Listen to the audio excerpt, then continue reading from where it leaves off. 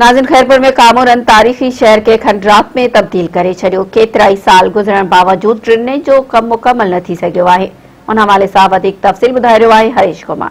अॼु बिल्कुलु हिन वक़्तु असीं मौजूदु आहियूं सिविल अस्पताल खैरपुर जे मेन जेको रोड आहे, चांडिया मोड़ सॾिबो आहे, उते असीं मौजूदु आहियूं। ऐं मां तव्हांखे इहो ॿुधाईंदो हलां त खैरपुर शहर में करोड़े रुपए जी लागत सां जेके आहिनि से अंडरग्राउंड नालनि जो कमु हले पियो। उन सिलसिले में खैरपुर जा जेके रोड तमामु बहितरीनु ठहियल हुया, उन्हनि खे जेको आहे सो टोड़े ऐं इहे नाला ठाहिया पिया वञनि। ऐं मां तव्हांखे इहो ॿुधाईंदो हलां त इहे जेको कमु आहे इहो तक़रीबन गुज़िश्ता 3 खां 4 सालनि ताईं इहो हले पियो, पर अञा ताईं को बि कमु मुकमल नाहे थी सघियो।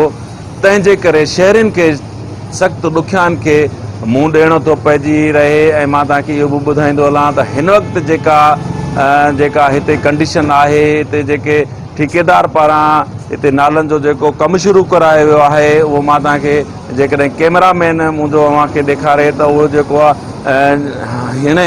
हिन जेका पोज़ीशन आहे उन खां ई जेको आहे सो टूट फुट जो शिकार थी चुको आहे। ऐं जेको हिकिड़े हंधा रोड पटे ऐं कमु शुरू कराए पियो वञे, उहो ठहियल कमु ई वरी जेको आहे सो ड्रहियो पियो वञे। ऐं जेको रोड खे पटियो पियो वञे, उन जे करे जेके करोड़े रुपए जी लागत सां जेके भरिसां प्रॉपर्टियूं ठहियल आहिनि, दुकानूं ठहियल आहिनि, उन्हनि खे नुक़सानु थी रहियो आहे। ऐं उहे जेको आहे सो किरी रहिया आहिनि। ऐं शहरियुनि जेको आहे सो इन सिलसिले में जॾहिं मेहरान टीवी सां ॻाल्हि ॿोल कई त उन्हनि जो इहो चवणु हुयो त ख़ूबसूरत शहर खे जेको आहे सो बदतर खां बदतर खंडरात में तब्दील कंदड़ हितां जा जेके कामोरा आहिनि, ऐं उन्हनि जेको आहे सो करप्शन खे अञा वधीक हथी ॾियारण जे लाइ इहो कम जो जेको सिलसिलो आहे उनखे तवील था कनि।